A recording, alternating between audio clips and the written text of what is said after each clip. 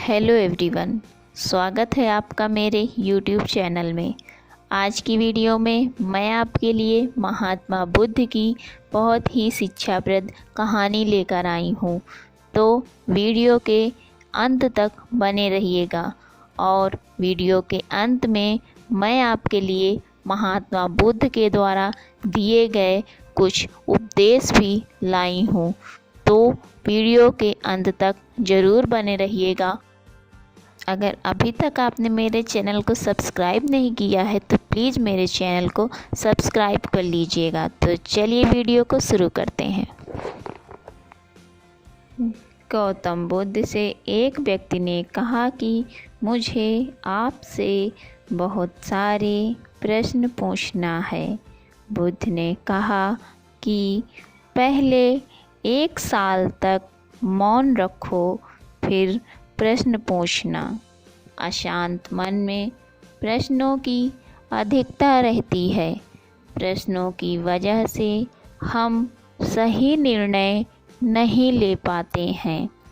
ऐसी स्थिति में कुछ मौन हो जाना चाहिए। मौन रहकर हालात समझेंगे तो मन को शांति मिल सकती है। इस संबंध में गौतम बुद्ध से जुड़ा एक प्रेरक प्रसंग प्रचलित है। जानिए ये प्रसंग। प्रचलित प्रसंग के अनुसार गौतम बुद्ध रोज अपने शिष्यों को उपदेश देते थे। बुद्ध के प्रवचन सुनने शिष्यों के साथ ही अन्य लोग भी पहुँचते थे। एक दिन जब बुद्ध प्रवचन दे रहे थे तभी एक व्यक्ति पहुंचा और वह बोला कि तथागत, मैं आपसे बहुत सारे प्रश्न पूछना चाहता हूँ। मेरा मन बहुत अशांत है। कृपया मेरे प्रश्नों के उत्तर दें ताकि मेरा मन शांत हो सके। बुद्ध ने उससे कहा कि मैं तुम्हारे प्रश्नों के उत्तर ज़रूर दूंगा, लेकिन तुम्हें 1 साल तक मौन धारण करना होगा। 1 साल के बाद तुम जो भी पूछोगे तुम्हें उसका उत्तर ज़रूर मिल जाएगा। उस व्यक्ति ने कहा कि 1 साल बाद आप मेरे प्रश्नों के उत्तर अवश्य देंगे ना? बुद्ध ने कहा कि मैं अपनी बात का पक्का हूँ। तुम्हें सारे प्रश्नों के जवाब दूंगा, लेकिन 1 साल बाद। बुद्ध की बात मानकर उस व्यक्ति ने मौन व्रत धारण कर लिया। धीरे धीरे वह मौन की वजह से उसका मन एकाग्र होने लगा। वह ध्यान में उतरने लगा। मन भी शांत होने लगा। उसके सभी प्रश्न खत्म होने लगे।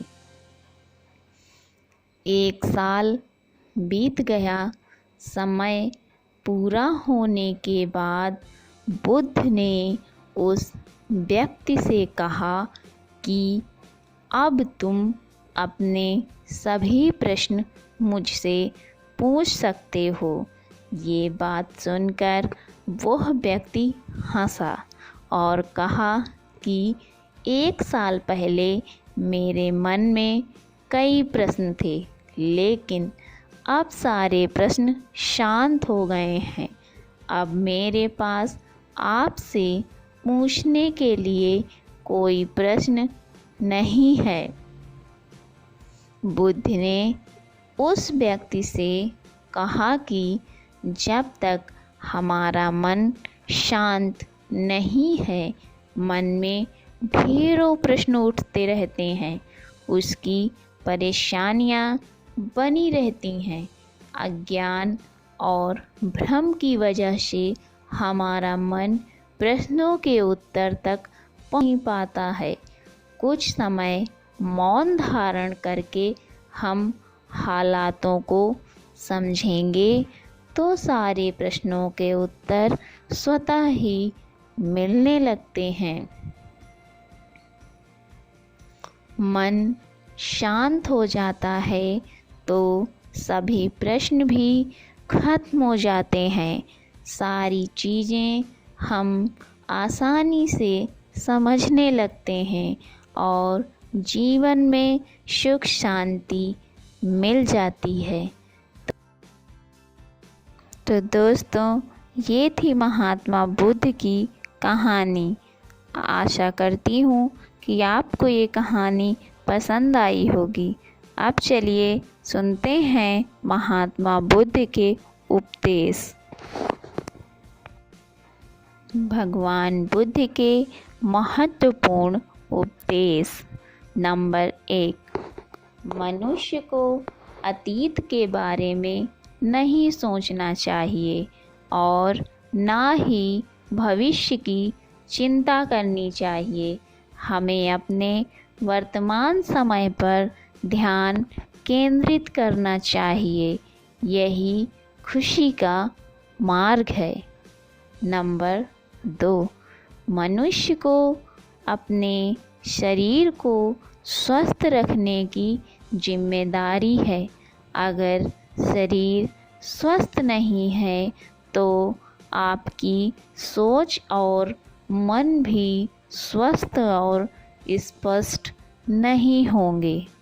नंबर 3, सभी गलत कार्य मन में जन्म लेते हैं। अगर आपका मन परिवर्तित हो जाए तो मन में गलत कार्य करने का विचार ही जन्म नहीं लेगा। नंबर 4, हजारों खोखले शब्दों से वो एक शब्द अच्छा है जो शांति लेकर आए। नंबर 5, किसी से घृणा करने से आपके मन की घृणा खत्म नहीं होगी। यह केवल प्रेम से ही खत्म किया जा सकता है। वैसे ही बुराई से बुराई खत्म नहीं होती, वो प्रेम से खत्म होती है। नंबर 6, जो लोग जितने लोगों से प्यार करते हैं उतने लोगों से ही वे दुखी होते हैं। जो प्रेम में नहीं है उसके कोई संकट नहीं है। नंबर 7, एक जंगली जानवर से ज़्यादा खतरनाक एक कपटी और दुष्ट मित्र होता है, क्योंकि जानवर आपको केवल शारीरिक नुकसान पहुंचाता है, जबकि दुष्ट मित्र आपकी बुद्धिविवेक को नुकसान पहुंचाता है। ऐसे में सावधान रहना चाहिए। नंबर 8, संदेह और शक की आदत भयानक होती है। इससे रिश्तों में खटास आती है, मित्रता टूट जाती है। नंबर 9, मनुष्य को क्रोध नहीं करना चाहिए। आपको क्रोध की सजा नहीं मिलती है, बल्कि आपको क्रोध से सजा मिलती है। नंबर 10, हजारों लड़ाइयाँ जीतने से अच्छा है कि आप स्वयं पर विजय प्राप्त करो। फिर विजय हमेशा आपकी ही होगी। नंबर 11, दुनिया में इन 3 चीज़ों को कभी छिपाया नहीं जा सकता है: चाँद, सूरज और सत्य।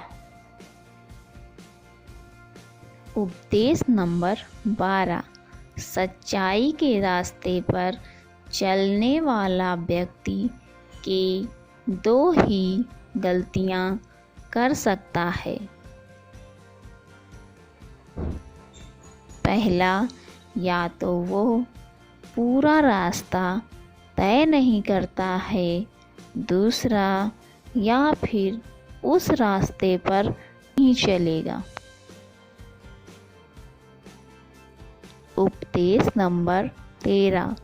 मनुष्य के लिए अपने लक्ष्य को पा लेने से अच्छा है कि लक्ष्य को पाने की यात्रा अच्छी हो।